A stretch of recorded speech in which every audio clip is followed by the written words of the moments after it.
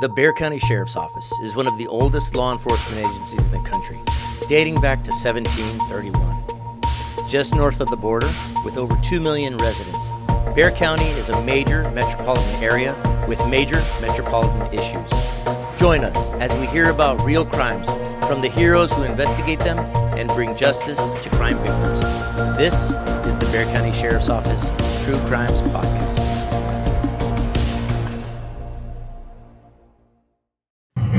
I've been with him since I was 16. I'm just in shock. It's gonna take a while.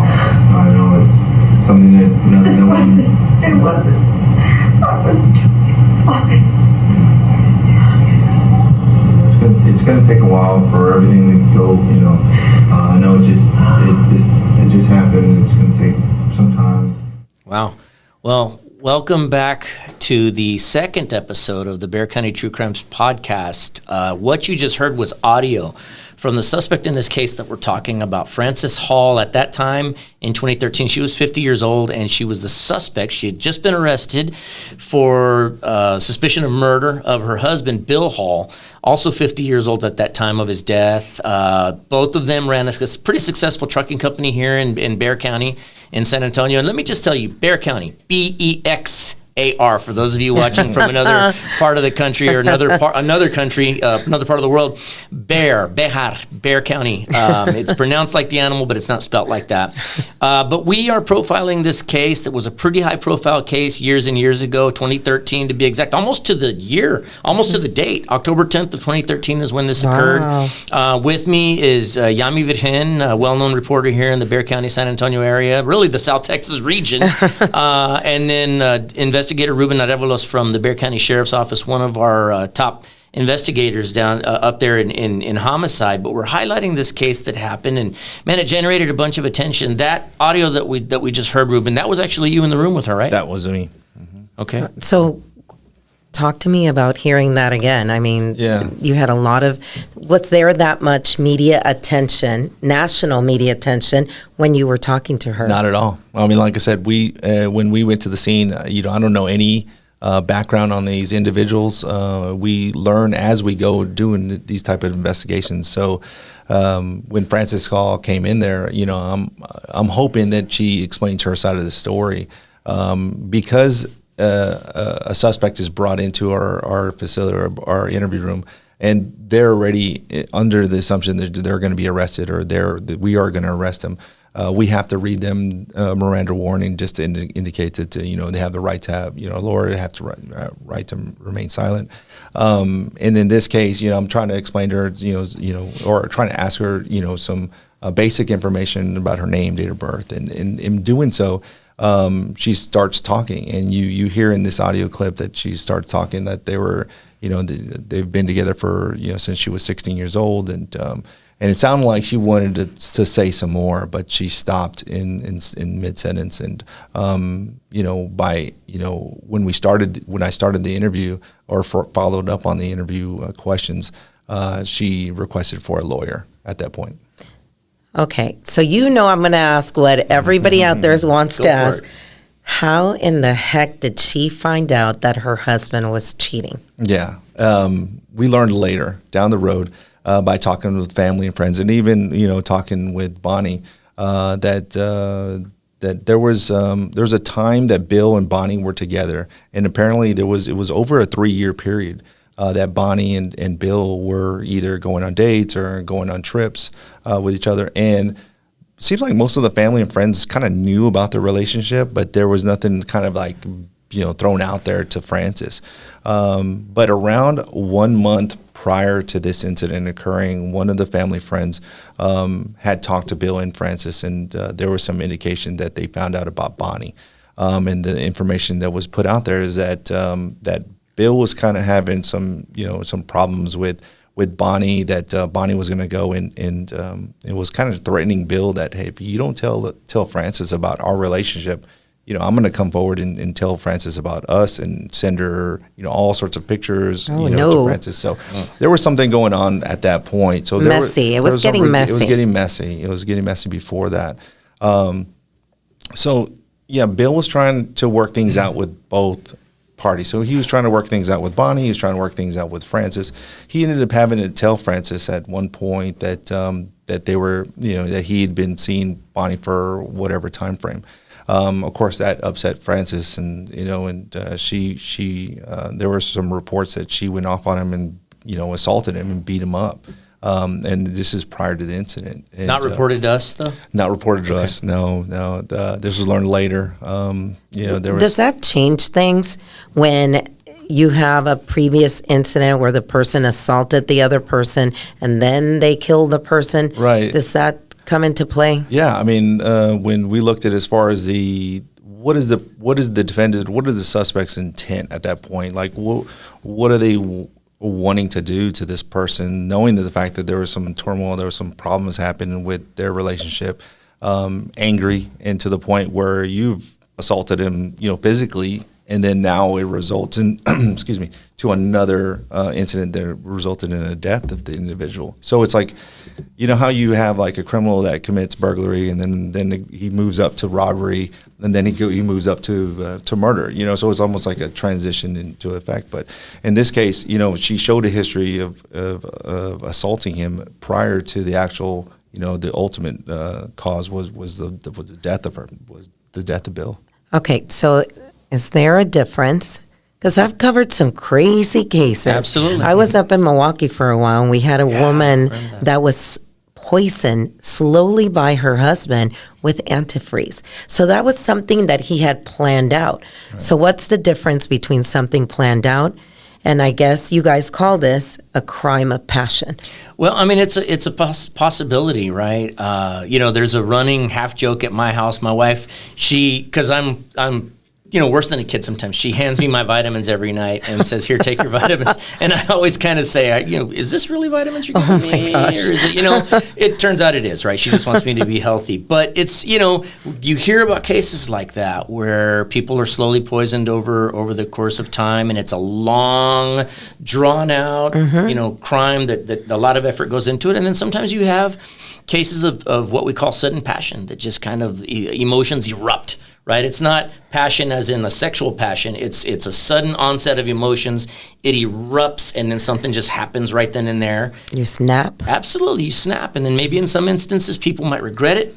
People might think, "Wow, I could have done this better," or "Man, I wish this had never gotten to this point." And I'm not completely sure on this case what that was, but we got the foremost expert right over I here. know. So tell me about this. She snapped. Right, she snapped, and I think she snapped because there was a lot of things that were going on before this that prompted this. The anger buildup. There was right around October, I believe October 2nd or October 3rd, when we're talking 7 days before the incident. There was that Bonnie ended up sending all those photos and text messages to Francis. And there was a lot of explicit messages. Whoa. Back it up. Now you got her interested. Now you got, she sent photos, intimate photos. Intimate photos. Of the two of them together, her husband with this much younger woman. Yes. Wow. Yeah, there was definitely, it was as far as the amount of messages, amount of pictures that was sent by Bonnie to Francis. I mean, any ordinary person would be upset at that receiving this from someone else, and as far as this is your husband that she's talking about. Was he promising Bonnie things like, "I'm going to leave Francis, you and I are going to be together"? Was he making promises to her? Yes. Oh, so Francis must have been furious. Yeah, I think at one point, Bonnie ended up telling us that Bill was going to leave, Francis and move in with, Bonnie, for forever. So I mean, he was planning on getting a divorce from Francis, but then and starting a new relationship with Bonnie. And he was telling Bonnie this, but then. He was trying to work things out with Francis too, because you got to understand that they started their business from when they were real young. I mean, it started with one truck, and they built their company to a multi-million-dollar company together. They were married 32 years, and they're one unit at one point. A long point of time, and then now all of a sudden you're going to split that unit up. So he's not only having to deal with his relationship, but he has a business to think about too. His multi-million-dollar business. Yeah, okay. So everybody knows this phrase: cheaper to keep her. Oh my goodness, yes. Okay, so was that part of what was going on there, or he was ready to get out? I don't know. I don't know like what his intention. I really think that at some point when we talked to multiple people in this investigation, I think that he wanted to try to work things out with both parties. He wanted to work things out with Bonnie. He wanted that perfect relationship where he can have both. He can have both Francis You and can Bonnie. say it. He wanted to have his cake and eat it. There you go. Yeah. Wow. Yeah. Okay, Man. so you're sitting there with her. Can you imagine that? And No, you're I cannot. you're Francis, and you have just napped, and you're sitting here, and you are probably going to go to jail because you killed your husband. Right. What is going on through your head when you're interviewing people in Yeah. cases like this, and it may be a sudden crime of passion? Right. Like, how are you going to deal with it? Yeah, with any type of investigation, we want the whole picture. So when we brought Frances in, my intention was to try to get her side of the story as far as what was her intention, what happened, did anything that prompted her to do what she did? Like, was there another vehicle that was involved? Was there something that was going on? We don't know that. But that's the reason why we wanted to bring her in and talk to her. But when she elected not to say anything else at that point, we ended up just going and booking her, for murder and for aggravated assault. The aggravated assault charge was on Bonnie. Well, the victim was Bonnie in that case. She was sent to the hospital. She got checked out for injuries as well. So that was part of the case and trial also. So let me ask you her demeanor on that. You've seen it, I've seen it, we've all seen it as first responders. People have various reactions to being told they're going to jail for something as serious as murder. Mm-hmm. You have those that want to argue with you and tell you how wrong you are. I would never do something like this.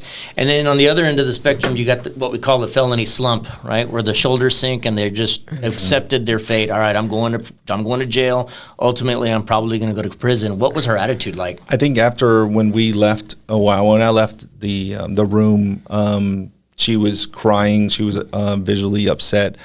She had her head down on the desk and crying. Sure. I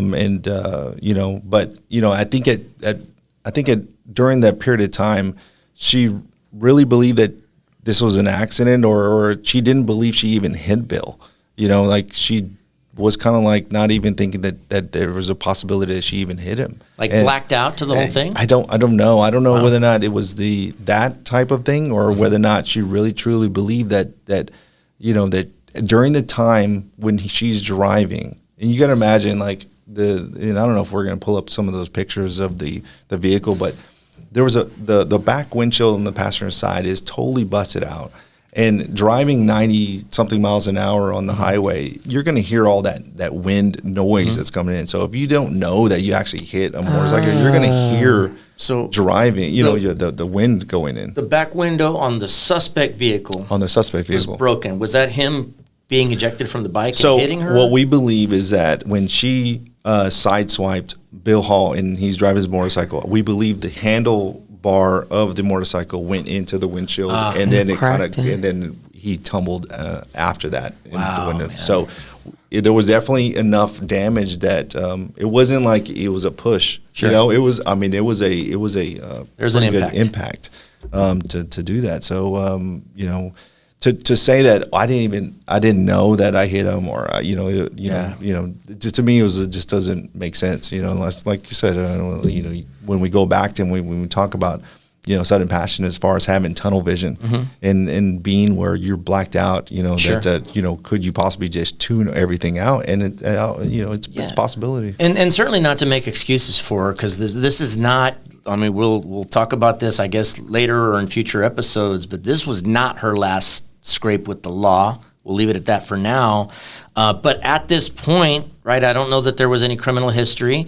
She's got this man that she's been married to for her entire adult life. They were high school sweethearts.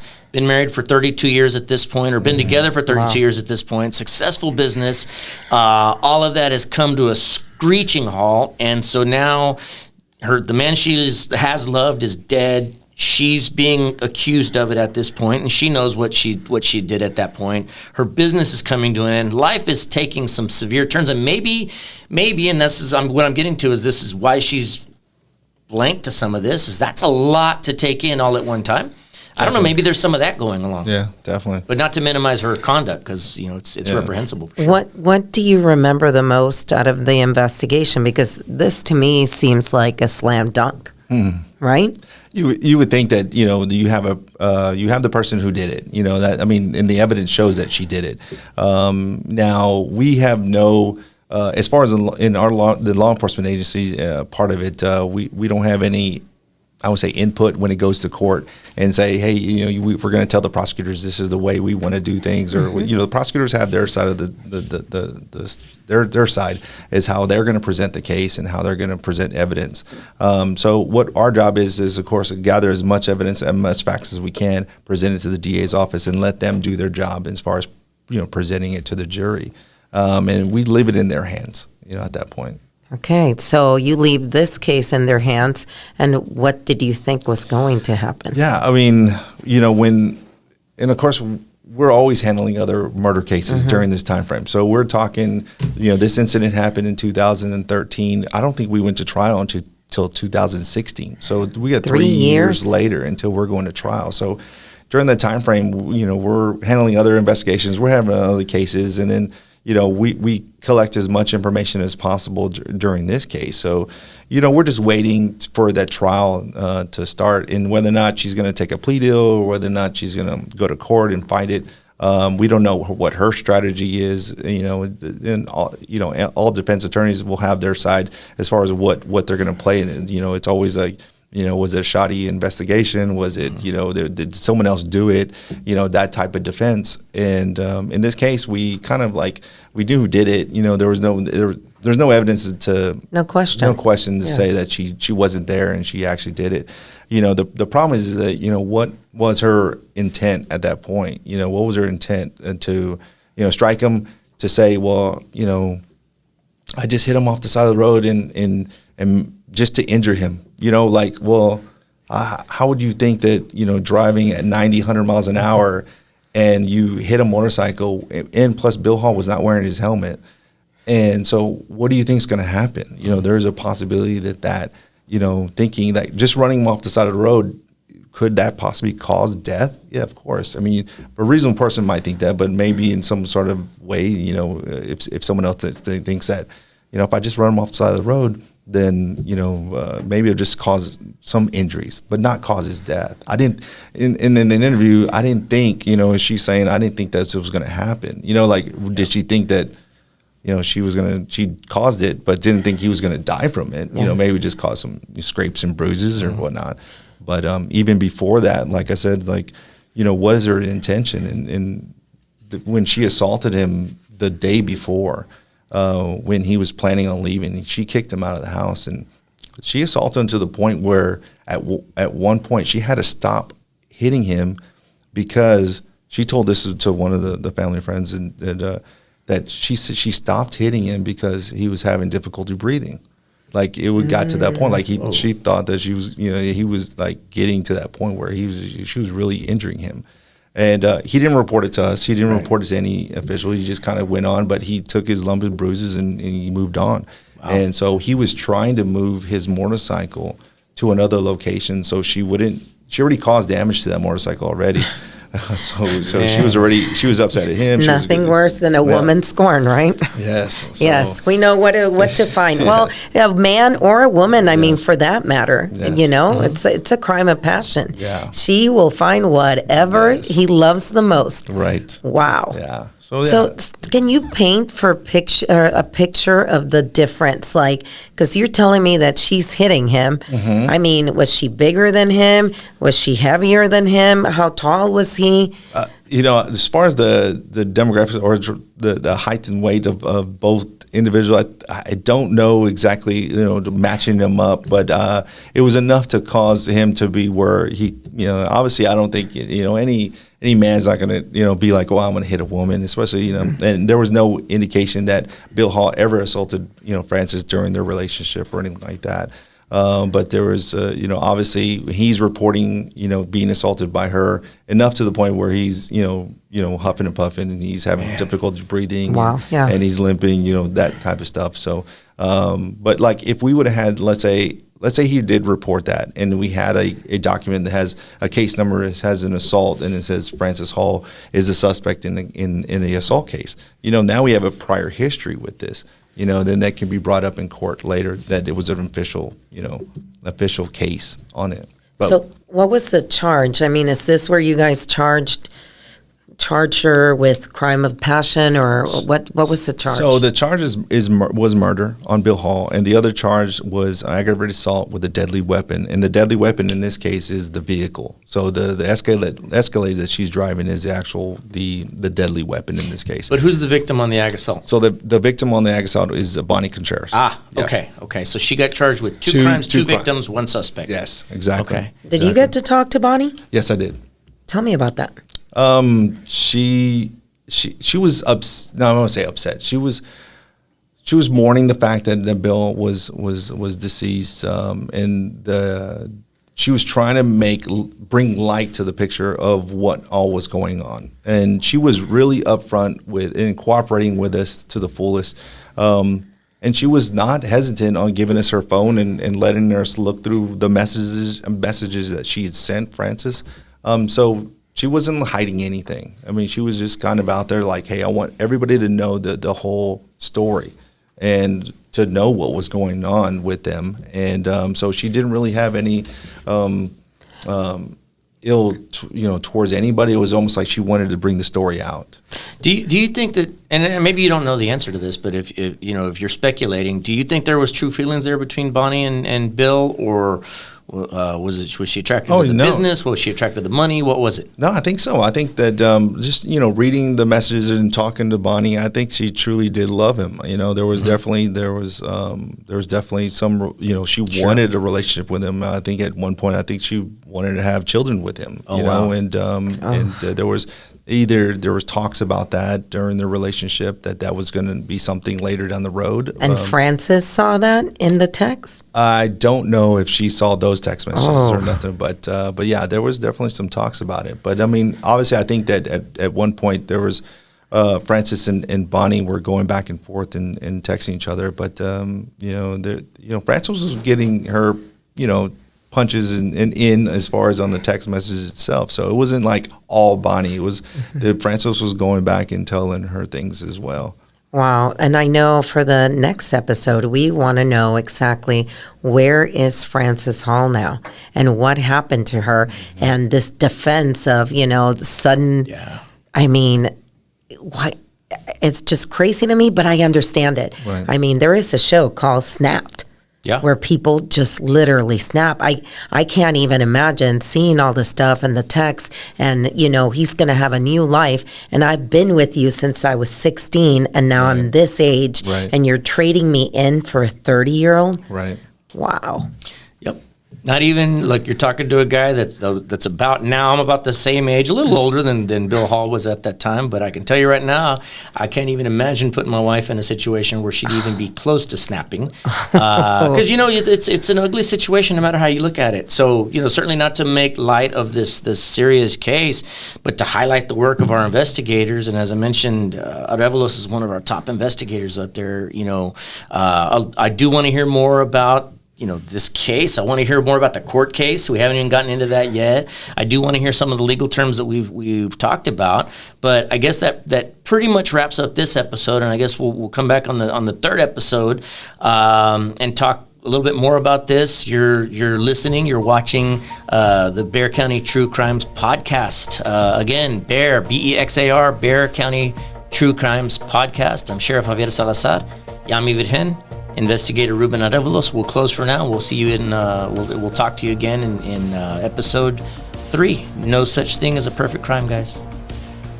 Thank you so much for listening to the second episode of our first ever podcast. Tune in next week to hear the final episode of the Bill Hall murder case.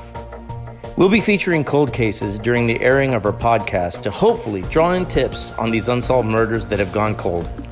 In today's podcast, we're featuring the cold case of Bonnie Simmons. Family members of the victim eventually came forward, and it was discovered that body, through DNA identification, was discovered to be 15-year-old Bonnie Simmons. Bonnie's death was ruled a homicide. Her killer still on the loose.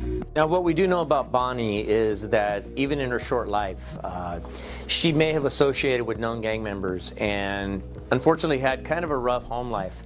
But at the end of the day, Bonnie was a little girl. She's a child. And nobody, much less a child, deserves to be murdered and cast aside. If you have any information on this cold case, call us at 210-335-6000 or email us at bcsotips@bear.org.